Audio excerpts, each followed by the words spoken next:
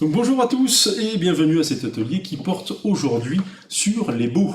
Alors cette thématique peut intéresser tous ceux qui souhaitent louer un local et y exercer une activité professionnelle. Donc aujourd'hui, pour co-animer Aurélie Laversa, qui est avocate en droit des affaires et fiscalité. Bonjour Aurélie. Bonjour Xavier. Alors, est-ce que tu peux nous expliquer en quoi consiste ton métier? J'exerce en qualité d'avocate, je me qualifie de rédacteur d'actes, c'est-à-dire effectivement hors contentieux, je rédige l'ensemble des actes nécessaires à la vie des entreprises. Donc pour les sociétés, ça peut aller de la constitution, tous les actes de la vie de la société jusqu'à la disparition de la société et bien sûr tous les contrats commerciaux qui sont nécessaires dans le cadre de l'exploitation d'une entreprise ou d'une activité commerciale, et donc bien souvent les baux commerciaux et les autres types de baux. Donc ça peut être des statuts juridiques, donc les baux commerciaux, des contrats, des conditions générales de vente aussi? C'est pas mon cœur métier, mais effectivement ça peut faire partie effectivement de mes activités, mais voilà, toutes les assemblées générales, enfin toute la paperasse que généralement les chefs d'entreprise détestent. Détestent, oui, ok. Donc et moi-même, donc Xavier Prince, donc je suis gestionnaire de la pépinière Startéo qui se trouve à Châteauneuf, donc pour le compte de la communauté d'agglomération Sophie Antipolis. Donc une pépinière accueille des entreprises immatriculées depuis moins de 3 ans, avec des loyers modérés, un accompagnement individualisé, avec Initiative Agglomération Sophie Antipolis et tout un réseau de bénévoles dont tu fais partie. Donc on va démarrer cet atelier. Alors en posant une question toute simple en fait. Aurélie, qu'est-ce qu'un bail? Alors, un bail, le point commun de tous les contrats qu'on va évoquer aujourd'hui, ça va être leur objet, la mise à disposition d'un local. C'est un contrat de louage, un contrat de location. D'accord. Et quelles sont les caractéristiques d'un bail commercial, ou enfin des baux en général? Des baux en principe, donc c'est-à-dire qu'ils peuvent différer dans leurs différentes caractéristiques, dans leur statut, oui. Mais la caractéristique principale, ça va être la mise à disposition d'un local en contrepartie du règlement d'un loyer. Donc aujourd'hui, nous n'évoquerons pas les baux à construction, le bail amphithéotique, les baux d'occupation à titre gratuit, oui. Ou encore un bail d'habitation, puisque là, on s'est centré sur l'activité professionnelle. Alors, de quel type de baux, du coup, on va parler? Nous allons parler du bail commercial, donc le fameux bail, le bail le plus connu, oui. Le bail précaire, en fait, le bail dérogatoire, le bail à courte durée, c'est-à-dire en fait le bail qui est un peu un bail commercial, mais qui se distingue du fait de sa durée, le bail saisonnier, oui. Et le bail professionnel. Alors, ces baux, qu'est-ce qu'ils ont en commun? Alors, tous ces baux, ce sont des contrats. Donc, c'est-à-dire qu'on est vraiment dans la liberté contractuelle. On a deux parties qui contractent, donc communément un bailleur, donc le propriétaire, oui.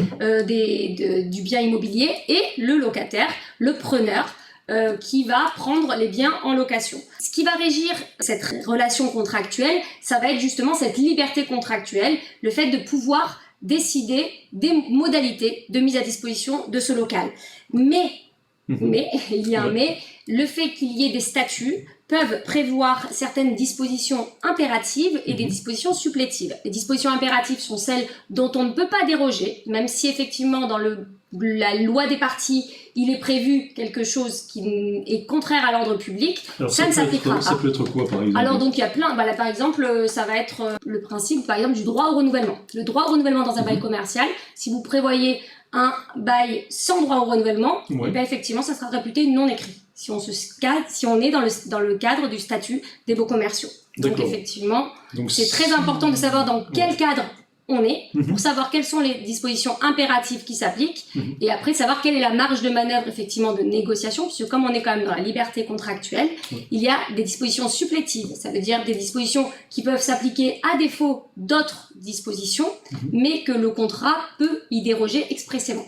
Donc là effectivement, et par exemple le congé, on va y revenir, mais le bail commercial permet des congés triennaux, eh bien, c'est une disposition supplétive, c'est-à-dire que le bail commercial peut prévoir de déroger et que le preneur renonce, par exemple, au premier congé triennal et que donc le bail commercial, au lieu de faire un 3-6-9, peut être un 6-9. Alors, avant de rentrer dans le détail de chacun des statuts des baux, est-ce que vous pouvez nous expliquer ce qu'est une propriété commerciale? La propriété commerciale, c'est vraiment ce qui va guider le choix du contrat à mettre en place. Puisque la propriété commerciale, c'est ce que permet d'offrir le bail commercial. Alors, il y a des contreparties. La contrepartie, c'est effectivement une certaine rigueur d'un statut. Le bail commercial, il y a beaucoup de dispositions et donc effectivement avec des délais à respecter, des formalismes à respecter. Mais la contrepartie, c'est le fait d'être propriétaire de la propriété commerciale. La propriété commerciale, c'est le fait de pouvoir se maintenir dans les lieux. Ça répond en fait au principe que un fonds de commerce, une activité commerciale, des fois, on peut l'exercer en clientèle et donc dans ce cas-là, il n'y a pas d'intérêt d'avoir un local. Il peut y avoir des locaux qui sont très accessoires, comme un dépôt qui n'a pas la propriété commerciale.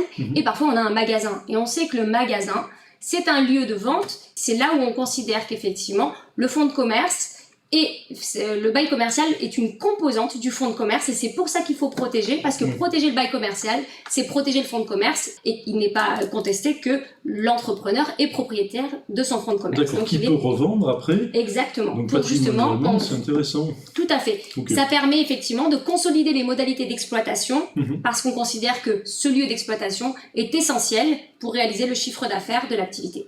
Et juste en aparté, ne signez jamais un bail sans l'avoir vu et sans l'avoir fait analyser par un professionnel, parce que dedans vous pouvez retrouver justement, comme on le disait tout à l'heure, des clauses qui sont un peu abusives. Il faut savoir, voilà, surtout qu'un bail commercial, souvent c'est des baux avec des conditions qui sont figées de manière globale, donc c'est-à-dire qu'effectivement si on veut rester dans le local, eh ben on n'a pas la possibilité de les modifier voilà, donc ça fait 9 ans, 18 ans, 36. Ça peut être sur des longues durées, donc il y a vraiment une importance de bien voir à quoi on s'engage. Pour un local qui vient d'être mis sur le marché à la location, vous demandez le projet de bail, vous le faites analyser par un avocat, par exemple, et ensuite vous pourrez éventuellement le signer si tout est en ordre. Mais par contre, si vous reprenez un fonds de commerce ou un droit au bail, là par contre il faudra avoir accès au bail en cours. Exactement, on a peu de marge de manœuvre dans le cadre d'une cession de fonds de commerce pour renégocier le bail. Parfois on peut l'avoir, ça dépend de la situation du dossier, mais c'est vrai qu'en tout cas ce qui est important quand on reprend un bail commercial et une activité, c'est qu'on sache exactement qu'est-ce qu'on doit prévoir, notamment même dans son budget prévisionnel dans le cadre de la reprise. Vraiment et après, sur une reprise de bail, alors reprise de bail ou reprise de fonds de commerce, est-ce qu'on peut repartir sur un bail neuf? Alors oui, il est toujours possible avec le bailleur de convenir de nouvelles modalités. Alors, avec le risque éventuellement que le bailleur se dise « Ouh, peut-être que je vais augmenter le loyer ». C'est un peu le risque, ça dépend. Voilà, donc il faut voir ce qu'on gagne, ce qu'on perd. Et ce qu'on a envie de sécuriser. D'accord. Alors, on va commencer la description du bail commercial. Alors, c'est celui qui est le plus utilisé à l'heure actuelle. De manière courante, lorsqu'on est entrepreneur, donc la première intuition, c'est souvent de s'orienter vers un bail commercial. Mais est-ce que c'est toujours une bonne idée? Le bail commercial, ce n'est pas le meilleur contrat. Ça dépend en fait de la situation. Bail commercial, c'est la stabilité. La stabilité avec une certaine rigueur. Donc effectivement, ça répond à un certain besoin lorsqu'effectivement on veut s'établir de manière permanente et qu'on veut figer ou bien sécuriser les conditions de son exploitation. Par contre, des fois, on a tout intérêt en tant que jeune entrepreneur de ne pas forcément figer ces conditions. Donc c'est la raison pour laquelle il peut être choisi d'autres types de contrats. Alors ce bail commercial, est-ce qu'il est réservé à des chefs d'entreprise qui sont commerçants, artisans ou qui ont une activité industrielle? Alors, ça, effectivement, c'est obligatoire. Le statut des baux commerciaux est nécessairement appliqué pour l'exploitation du fonds de commerce, commercial, industriel et artisanal. Parce que le bail commercial, comme je l'ai dit, permet d'acquérir la propriété commerciale. La propriété commerciale, c'est le droit de se maintenir dans les lieux, le droit au renouvellement. Et donc, c'est pour ça qu'il faut protéger l'entrepreneur parce qu'effectivement, l'exploitation de ces locaux est essentielle à son fonds de commerce. Et donc, c'est pour ça qu'on le protège en lui faisant obligatoirement appliquer le statut des baux commerciaux, même si ce n'est pas prévu, donc après avec des cas de requalification ou de revendication dans certains cas. Ça veut dire qu'une profession libérale, notamment, alors on le reverra plus tard, mais des médecins ou des infirmières n'ont pas le droit de signer un bail commercial? Ils ont pas accès? Non, parce qu'effectivement, autant dans certains cas, le statut des baux commerciaux protecteurs est obligatoire pour certaines activités, par contre, on a toujours la possibilité de se soumettre volontairement à cette rigueur, parce que il y a des intérêts qui l'imposent. c'est vrai que la profession libérale, de principe, par nature, en fait, on met en avant la qualité de la prestation intellectuelle qui est toujours souvent attachée à l'entrepreneur lui-même et pas simplement à ses locaux. Alors c'est vrai que moi-même avocat, normalement effectivement mes locaux, on se dit toujours que notre client il nous suivrait jusqu'au bout du monde, mais c'est vrai que le fait d'avoir un parking ça peut aider. Et donc je peux moi-même en tant que professionnel libéral me dire les locaux dans lesquels je suis sont très faciles d'accès, sont très visibles à la clientèle, me permettent vraiment de pouvoir générer du passage. Donc je veux sécuriser le maintien dans ces lieux en me soumettant volontairement à un bail commercial. Est-ce qu'il y a une vraie différence entre la durée et le droit au renouvellement d'un bail commercial? On va se poser la question quand on va choisir le type de contrat dans lequel on va se placer. Quelle durée je veux rester et est-ce que je veux impérativement rester dans ces lieux? C'est ce qui va vraiment régir le choix du statut. Petite précision quand même tout à l'heure, parce que c'est vrai que j'ai précisé qu'il y a des activités libérales, des activités qui sont par nature civile. Parlons d'un ingénieur informatique. Par exemple, un ingénieur informatique, lui, il va offrir une prestation de conseil. Donc là, on est bien dans la profession libérale où la qualité et la compétence et l'intuitu personné de l'entrepreneur est plus importante que le local. Sauf que si, par ailleurs, en plus de cette activité-là, il vend du matériel informatique et que cette vente, cette activité commerciale, elle devient prépondérante, attention, parce que si on lui a conclu un bail professionnel, eh ben, il serait en droit de demander la requalification en bail commercial parce que son activité est commerciale et qu'elle est soumise automatiquement aux baux commerciaux. Donc c'est vrai qu'il faut sécuriser dans le cadre de plusieurs baux et des statuts qu'on choisit pour éviter d'en sortir involontairement parce qu'il y a des grosses conséquences dommageables puisqu'il y a des choses qu'on doit prévoir dans des baux commerciaux qu'on ne prévoit pas dans les baux professionnels et donc qui permettent, par exemple, dans le recouvrement de charges. Un bail professionnel n'a pas à lister de manière exhaustive les charges que le preneur peut être amené à rembourser au bailleur. Le bail commercial, depuis la loi Pinel, impose la liste exhaustive des charges récupérables. Donc si on est dans un bail professionnel où on dit simplement toutes les charges sont récupérables, si on est dans un bail professionnel, ça passe. Si on demande la requalification et qu'on rentre dans un statut de baux commerciaux, au plus aucune charge récupérable ne l'est du fait qu'elle ne respecte pas les dispositions de la loi Pinel. Donc ce serait une des conséquences du transfert. Donc faire très attention du statut dans lequel on se place pour que la rédaction elle soit bien adaptée et l'évolution dans le temps par rapport à la réalisation effective. Parce qu'il y a un contrat, il y a le nom qu'on donne au contrat, mais il y a surtout l'application qu'on fait au contrat. Voilà. Ça c'est très important. Et un bail commercial, ça dure combien de temps? Alors, classiquement, on appelle le bail commercial 369. La durée minimum du bail est de 9 ans et il y a un droit pour le preneur de donner congé à chaque expiration de période triennale, donc 3, 6, 9. Sachant que, bon, il y a une exception, les résidences de tourisme, où il n'y a pas de congé triennal qui est donné pour ce type pour le premier bail initial qui est donné pour ce type d'activité. Et donc, le bail peut être par contre plus long. 9 ans, c'est un minimum. Il peut être d'une longueur plus importante. S'il fait plus de 12 ans, par contre, impérativement d'être conclu devant notaire. Pour quelle raison? C'est la règle. C'est la règle, effectivement. Par contre, ce qui est important aussi, c'est qu'attention, un bail de plus de 12 ans peut conduire à un déplafonnement du loyer. Et un déplafonnement du loyer peut conduire à remodifier le montant du loyer, à la hausse ou à la baisse.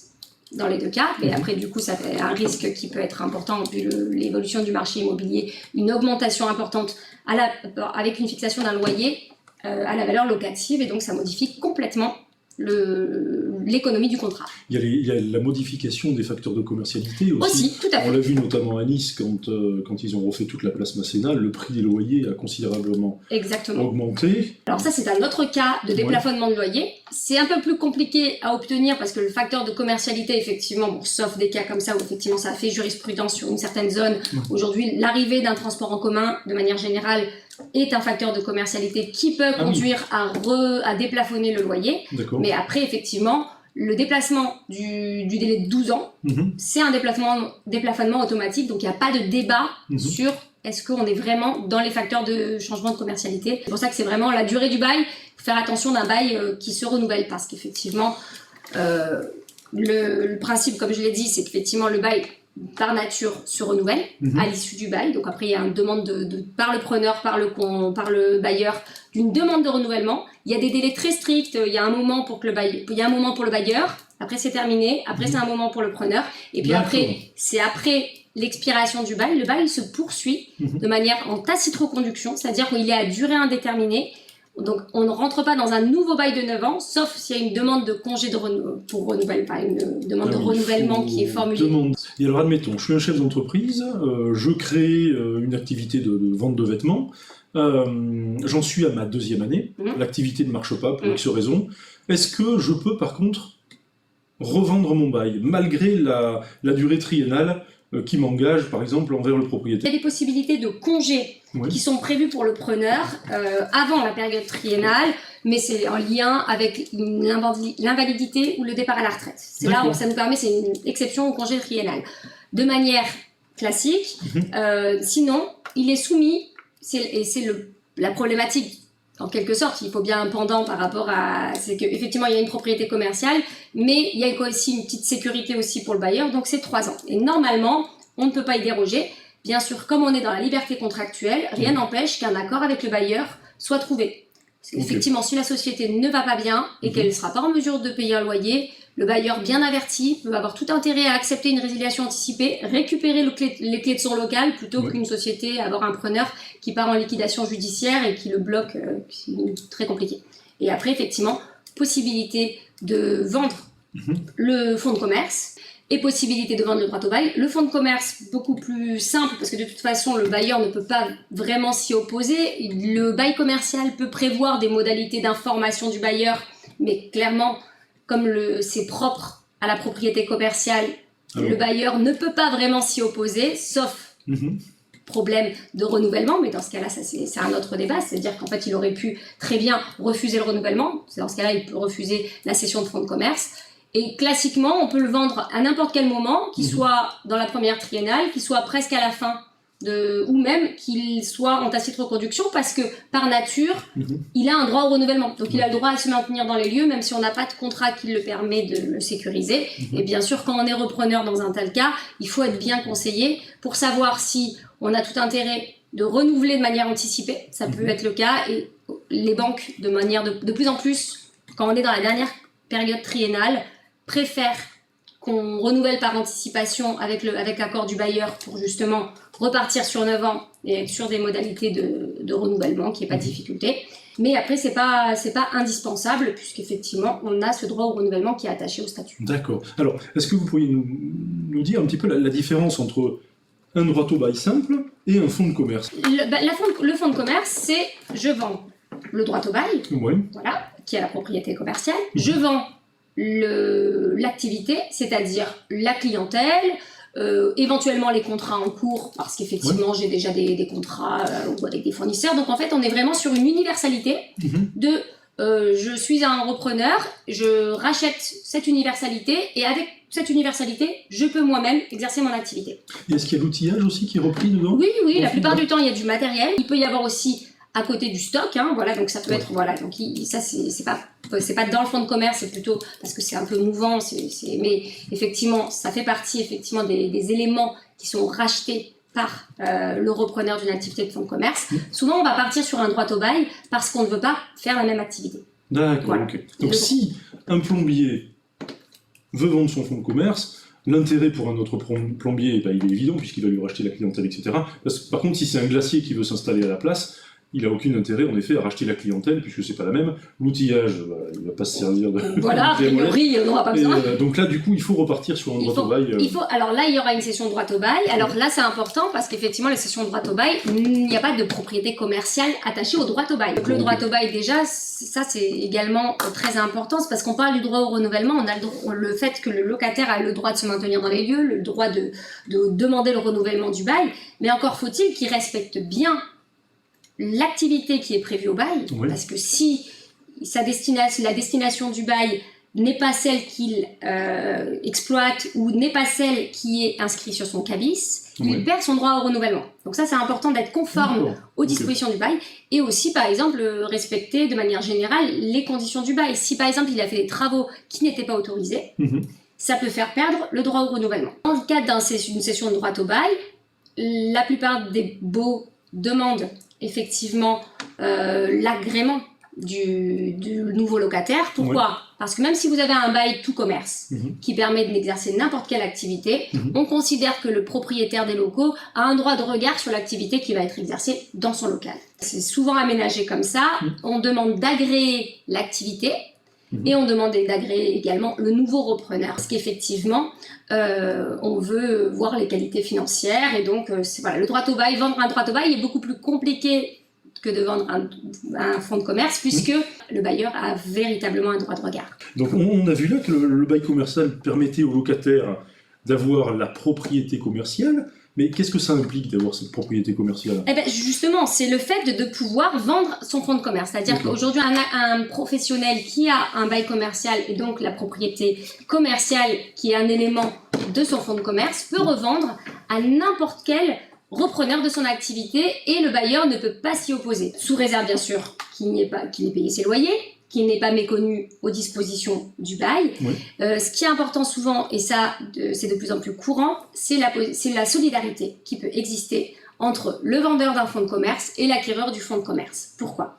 Parce que, effectivement, on l'a vu, le preneur, il est bloqué. S'il veut arrêter son activité, hors les cas très exceptionnels hors période triennale, il est obligé de payer le loyer jusqu'à la fin de la période. On pourrait être tenté de vendre, de brader son fonds de commerce à un prix très dérisoire à un repreneur et après qui n'a peut-être pas la solidité financière, qui n'a peut-être pas la motivation qu'il faut, et puis tant pis, le bailleur se gérera avec le nouveau locataire. Pour éviter ça, on va engager le cédant à une solidarité pour respecter le paiement des loyers, le respect des conditions du bail pendant une durée de 3 ans à compter de la cession, ça s'appelle la solidarité, pour conduire à permettre de raisonner le vendeur dans le choix de son acquéreur. Ah oui, mais alors ça peut être vache, parce que du coup, si jamais on vend de bonne foi à une personne qui a les reins solides, qui a une activité qui marche,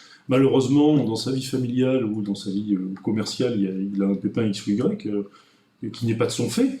Ça veut dire que cette personne-là sera redevable des loyers, quoi qu'il arrive, en solidarité. Tout à fait. Alors, la loi Pinel est venue quand même réduire, parce que avant la loi Pinel, donc avant 2014, on pouvait créer cette solidarité pour tous les cédants successifs et pour tous les renouvellements successifs. Ça veut dire que plus vous revendez, plus vous aviez une somme de débiteurs et le bailleur était sûr qu'il allait être payé. Là, le but de la loi Pinel, c'est vraiment de responsabiliser le vendeur dans le choix de son acquéreur. La loi prévoit que même s'il est prévu dans le bail que la solidarité durera tout le long du bail ou pour les prochains renouvellements, la disposition d'ordre public dont on ne peut pas déroger, c'est que c'est 3 ans à partir de la cession, rien de plus. Et qu'est-ce que vous pouvez nous dire d'autre sur les avantages en quelque sorte de ce bail commercial? Le bail commercial, ça reste quand même une possibilité de cadre sécurisé pour un entrepreneur dont l'importance du local est fondamentale pour l'exploitation de son activité. Mais il faut quand même se rappeler qu'il y a quand même beaucoup de liberté contractuelle et qu'il faut réussir à se projeter comme dans tout contrat, et en plus celui-ci il a vocation à durer, sur l'évolution de notre activité. Quant à la destination, l'activité qui est autorisée, il y a des cas de déspécialisation, donc pour les activités accessoires c'est un peu complexe, mais pour faire évoluer le bail au fil du temps, si vous avez un bail commercial avec une activité envisagée, mais que vous savez déjà que vous allez vous orienter vers un peu plus large d'activité, il faut le prévoir dès le départ pour ne pas être bloqué. Il faut vraiment réussir un peu à lire dans l'avenir sur ce que vous voulez faire dans ces locaux. Il faut aussi prévoir s'il y a des sous-locations. Si vous avez un groupe de sociétés et que vous avez envie de mettre plusieurs sociétés dans le même local, il faut négocier la clause de sous-location parce que par principe, souvent on dit ce n'est pas autorisé, parce que comme ça le bailleur il se sécurise de savoir qui paye le loyer, et puis comme ça, et ça permet quand même de circonscrire effectivement la liberté du preneur. Si c'est pas le cas et qu'effectivement on a une véritable volonté de créer un groupe, il faut tout de suite l'anticiper, donc vraiment anticipation, mais ne pas oublier quand même qu'on est dans une rigueur avec des délais, des dates. Il faut être accompagné, il faut pas laisser passer certains délais, notamment les délais de 12 ans pour des déplafonnements. Dernier petit point, le bail commercial aujourd'hui, ça reste quand même un bail qui permet au pouvoir public de faire intervenir. Il y a eu le bouclier loyer, la loi bouclier loyer qui est venue limiter en fait l'augmentation de la révision des baux commerciaux. C'est vrai que quand on rentre dans un statut comme celui-ci, on laisse la possibilité au pouvoir public d'éventuellement régir des petites dispositions particulières dans des situations exceptionnelles. Si on est hors cadre, effectivement, on ne bénéficie pas de ces dispositions. Pour revenir sur ce que vous disiez tout à l'heure sur la modification d'une activité, ça a aussi une grosse incidence, alors sur le bail, mais aussi si vous ne pensez pas à l'ensemble des activités que vous allez exercer en démarrage d'activité, il va falloir, si vous les modifiez en cours d'activité, justement, modifier aussi les statuts, ça a un coût. Vous pensez à rajouter votre nouvelle activité ou vos nouvelles activités sur votre assurance. Et sur le CABIS pour bénéficier du droit au renouvellement. Et ouais, donc effectivement, quand on est chef d'entreprise, on doit effectivement essayer de voir un peu à long terme pour limiter les coûts et éviter aussi à devoir demander l'autorisation a posteriori.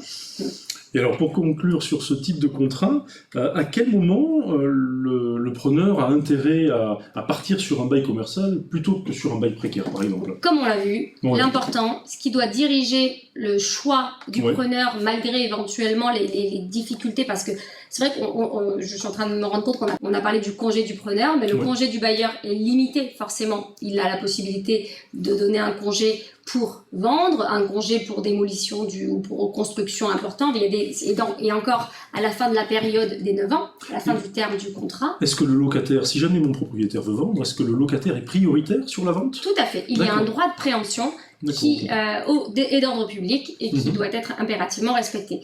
Comme il y a la propriété commerciale, quand bien même effectivement le bailleur serait dans un cas où il pourrait demander le congé, donc demander au locataire de partir, il devra lui payer une indemnité d'éviction.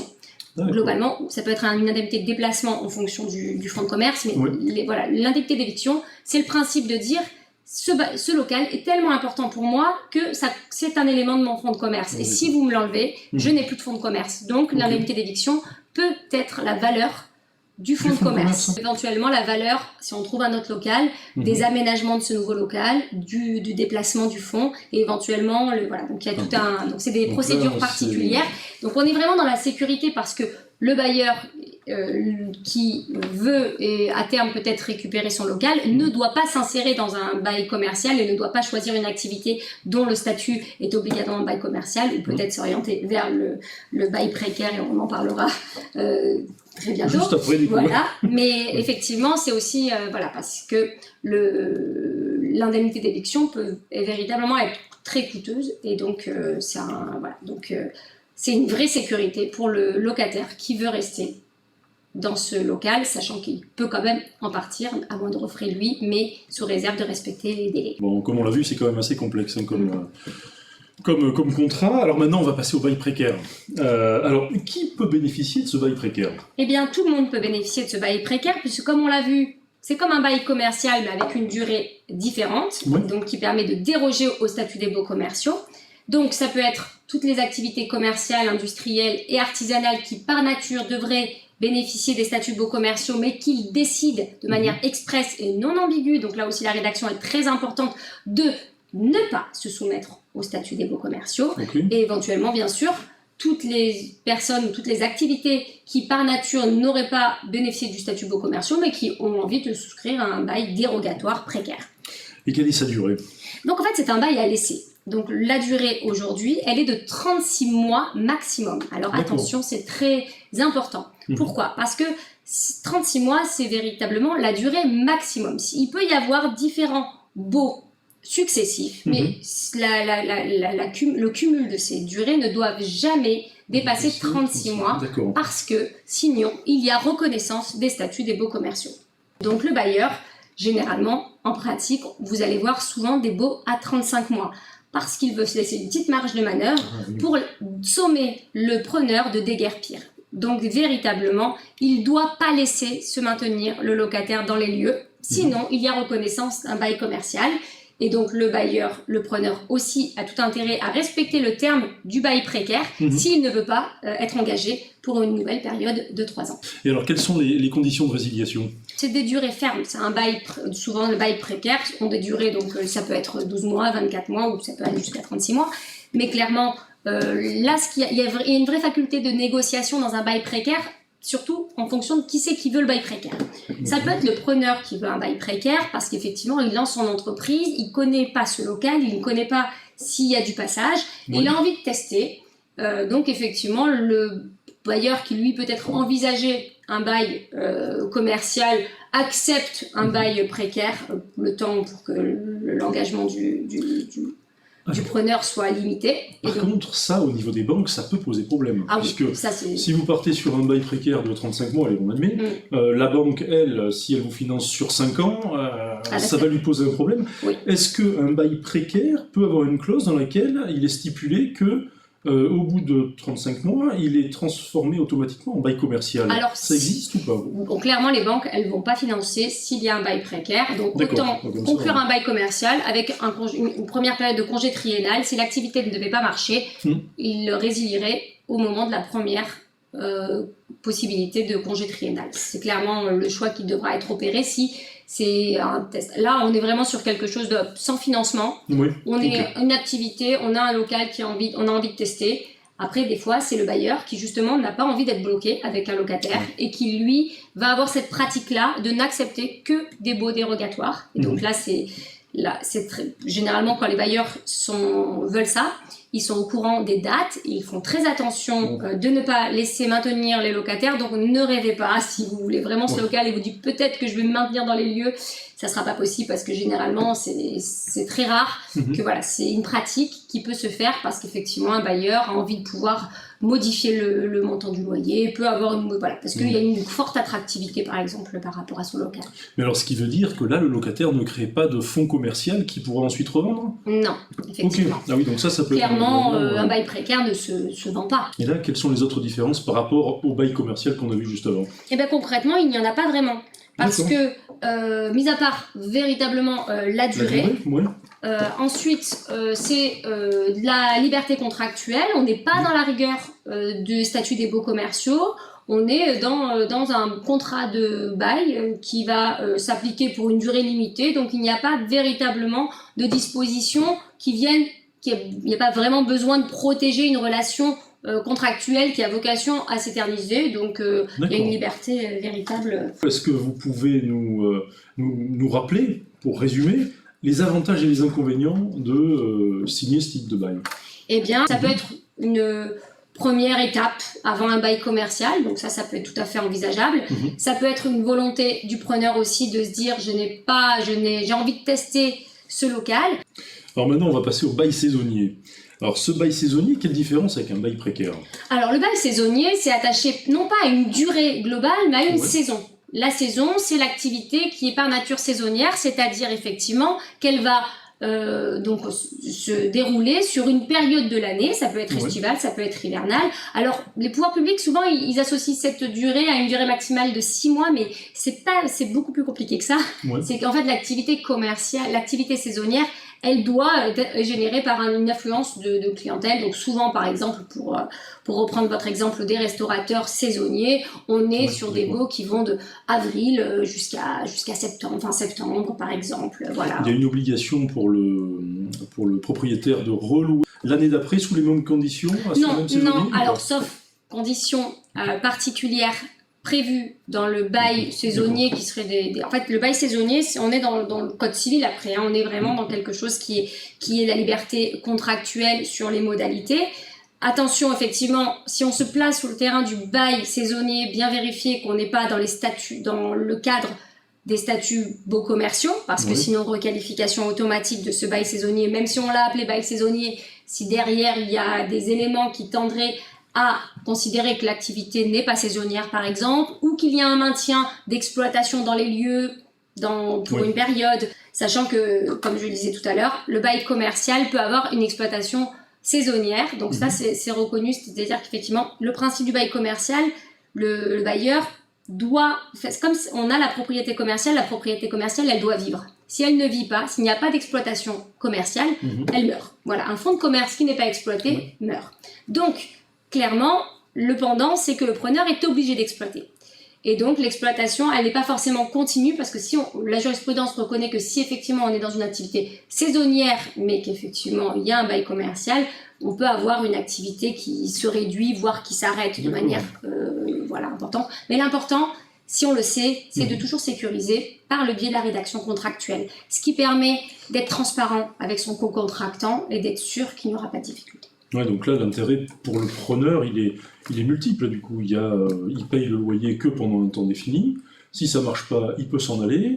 Il peut relouer l'année suivante, ou même, est-ce qu'il peut relouer, par exemple, je loue pour une période de juin à août, et après, est-ce que je peux relouer pour une période de janvier à mars, par exemple? Oui, tout à fait. Il peut y avoir deux saisons. Il peut y avoir une saison estivale, une saison hivernale. Il n'y a pas de difficulté. On peut faire plusieurs saisons. On peut vraiment... Le but de ce bail, c'est vraiment de se dire, j'ai besoin de ce local pendant la saison, je le loue. Alors, est-ce que c'est un avantage pour le preneur? Généralement, on se dit, bah oui, parce qu'effectivement, on va avoir l'accès à un local qui normalement est placé dans une zone touristique, donc avec une possibilité de rentabilité, et donc on n'a pas à payer pendant la basse saison.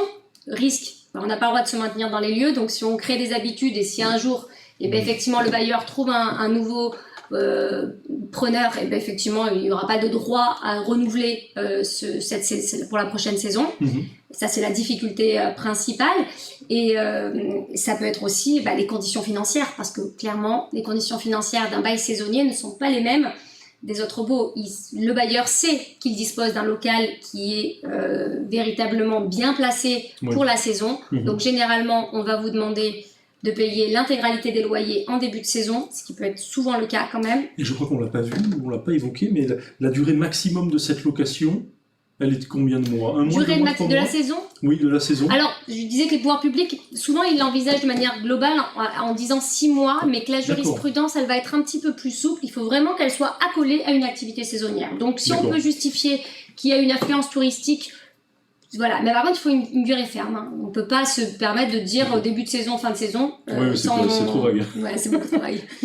Pour être sûr de maintenir son loyer, de négocier un bail commercial éventuellement. En fait, comme c'est la liberté contractuelle, on pourrait toujours négocier avec le bailleur un bail avec des loyers minorés en basse saison et des loyers majorés en basse saison. Voilà, ou lisser, on peut lisser. En fait, clairement, on est dans la liberté contractuelle, mais l'important, c'est véritablement sécuriser. Si on est dans le statut des baux commerciaux, voir comment ça peut se mettre en adéquation avec les règles automatiques, par exemple, d'indexation légale. Voilà. Donc c'est un peu complexe, mais concrètement, la liberté contractuelle, les statuts des baux commerciaux a vocation à être un outil qui peut être utile pour la vie des entreprises. Donc l'adaptation, il y a des mesures d'adaptation qui sont envisageables dans la mesure où elles répondent aux besoins des entrepreneurs dès lors que le principe de la propriété commerciale, le principe du droit au renouvellement est respecté et que les éléments essentiels de ce statut sont respectés. Alors, dernier bail qu'on va voir, c'est le bail professionnel. Alors lui, il lui reste plus beaucoup de place puisqu'on a vu le bail commercial. On a vu le bail de courte durée, et là on vient de voir le bail saisonnier. Alors lui, il est destiné à qui, ce bail professionnel? Le bail professionnel, par nature, véritablement, et bon, souvent on va l'associer à des activités libérales, des prestations de services dont le fonds de commerce n'est pas exploité dans ce local. En fait, on n'est pas dans un élément qui détermine l'activité, c'est-à-dire que ça serait ce local ou ça serait un autre, ça serait exactement pareil. Donc c'est plutôt des professions libérales alors. Voilà, de manière générale, ça va être plus ce point-là. Donc ça va être vraiment dans ce cadre-là qu'on va utiliser ce bail professionnel, parce que en fait c'est la loi, c'est une loi qui régit les modalités de ce bail.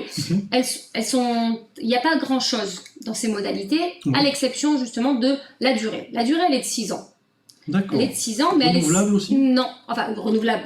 Elle peut être renouvelable par tacite reconduction, mais il n'y a pas de droit au renouvellement. C'est-à-dire que classiquement, le bailleur va avoir la possibilité de dénoncer le bail pour la période des 6 ans, donc 6 mois avant. Donc en fait, il peut très bien demander à son preneur de partir. D'accord. Donc on n'a pas de droit au maintien, on n'a pas de droit au renouvellement, on n'a pas de propriété commerciale.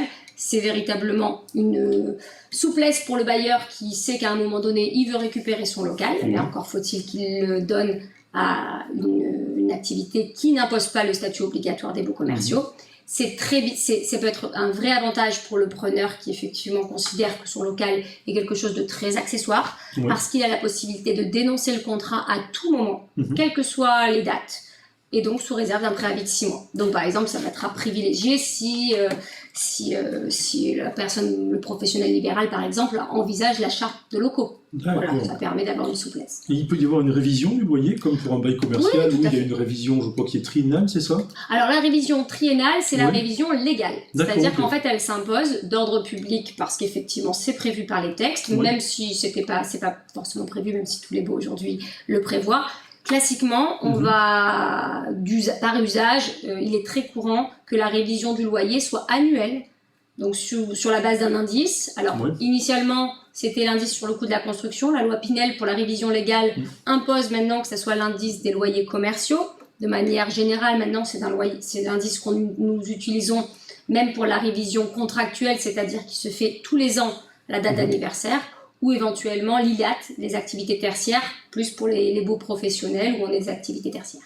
Et dernière question, est-ce que le loyer peut être déplafonné pour une clause de modification de commercialisation, par exemple, ou pour X ou Y raison? Alors le déplafonnement ne s'entend que dans le bail commercial. Et en fait, clairement, le Conseil constitutionnel a rappelé qu'effectivement, la propriété commerciale, au sens même de la Convention européenne des droits de l'homme, que le droit de propriété, on avait véritablement, cette propriété commerciale est garantie par ce droit de propriété de la Convention. Par contre, c'est un droit de se maintenir dans les lieux, c'est un droit de renouvellement, mais ils ne disent pas à quelles conditions. Et effectivement, la modification des facteurs de commercialité ou l'écoulement du bail pendant une durée de plus de 12 ans qui peut impliquer un déplafonnement, on va en fait se repositionner sur la loi du marché, la valeur locative, pour fixer le loyer. Je suis chef d'entreprise, je demande à voir un projet de bail. En priorité, qu'est-ce que tu lui conseillerais de regarder? L'activité, le montant des loyers, les cautions? Alors je sais que ça peut être pénible à lire. Oui. Il faut tout lire déjà. Malheureusement, il faut tout lire parce que les conditions, toutes les conditions sont importantes. Et c'est vrai que, déjà, principalement, la désignation du bail. Est-ce qu'on est bien dans les mètres carrés? Est-ce qu'on est bien... Voilà, vraiment, la désignation. Est-ce qu'il y a une cave? Mais si elle n'est pas marquée dans le bail, la cave n'y est pas. Donc c'est vraiment, est-ce que la contenance de ce que je loue correspond bien à ce qui est prévu dans le contrat? Ça c'est important pour qu'il y ait un accord vraiment sur la superficie. Il y a des diagnostics, on n'en a pas parlé, mais il y a des diagnostics qui sont obligatoires que le bailleur doit fournir dans le cadre de la conclusion d'un contrat. Donc effectivement, ce qui permet éventuellement d'avoir des confirmations avec l'amiante, les DPE, etc. Donc ça c'est important. La désignation du bail, qu'on est bien d'accord sur l'objet du contrat, ce qu'on loue, la destination en fonction de l'activité. Ce qu'on peut y faire ou ne pas faire. Ce qu'on peut y faire, voilà. Les baux tout commerce existent, on a la possibilité de faire toute activité commerciale. Ça ne veut pas dire qu'il y a, s'il y a tout commerce, attention, si vous êtes dans une copropriété et qu'il n'y a pas de possibilité d'avoir une extraction, il est interdit dans le règlement de copropriété d'avoir une activité de restaurateur avec des nuisances olfactives, et bien effectivement, même si le bail prévoit tout commerce, là dans ce cas-là, ça peut être contentieux parce que savoir est-ce que le bailleur avait prévenu. Donc voilà, ça engage la responsabilité un peu de tout le monde, mais en tout cas, ça pose problème pour l'entrepreneur. Donc ça, c'est important, en fonction de son activité, être sûr que les locaux permettent de pouvoir l'exploiter par rapport au règlement de copropriété, par rapport au bail, pour être sûr que son exploitation puisse être paisible dans le cadre et pérenne. Important quand même, petite précision, les charges, parce que classiquement, et sur la Côte d'Azur, aujourd'hui, il est très courant que la taxe foncière soit répercutée sur le preneur. C'est quelque chose qui est assez classique, mais bon, il y a quand même une marge de négociation parce que ce n'est pas obligatoire. Donc n'hésitez pas à demander quel est le montant, les montants effectivement la taxe foncière, d'avoir le dernier avis pour savoir exactement, pour pouvoir le budgétiser, de la même manière, les charges de copropriété, si elles sont récupérées, connaître le montant pour avoir une prévisibilité des sommes à payer et pouvoir respecter son bail, parce que si le loyer n'est pas payé, tout ce qu'on a dit ne sert à rien. D'accord. Voilà, puisqu'il y a systématiquement une clause de résiliation pour une exécution, parce qu'elle a, avec un commandement de payer, le statut des baux commerciaux prévoit que si au bout d'un mois, le commandement de payer n'a pas été payé, on risque de perdre le bail commercial. Donc on perd tout. Donc attention au non-paiement des loyers. Voilà. Eh bien Aurélie, en tout cas, merci beaucoup. Comme vous avez pu le constater, ces bouts sont quand même assez complexes, donc faites-vous, dans la mesure du possible, accompagner par des professionnels. À Initiative Agglomération Sophia Antipolis, par exemple, vous avez la possibilité de bénéficier de rendez-vous gratuits avec des professionnels, justement, avocats, experts comptables, assureurs ou des personnes qui sont spécialisées dans tout ce qui est démarche commerciale, donc n'hésitez pas. Vous pouvez aller sur le site d'Initiative Agglomération Sophia Antipolis, vous allez retrouver rapidement leurs coordonnées ou consulter en direct un professionnel. Aurélie, merci beaucoup. Merci de l'invitation. Bon appétit à tous et à bientôt. Au revoir.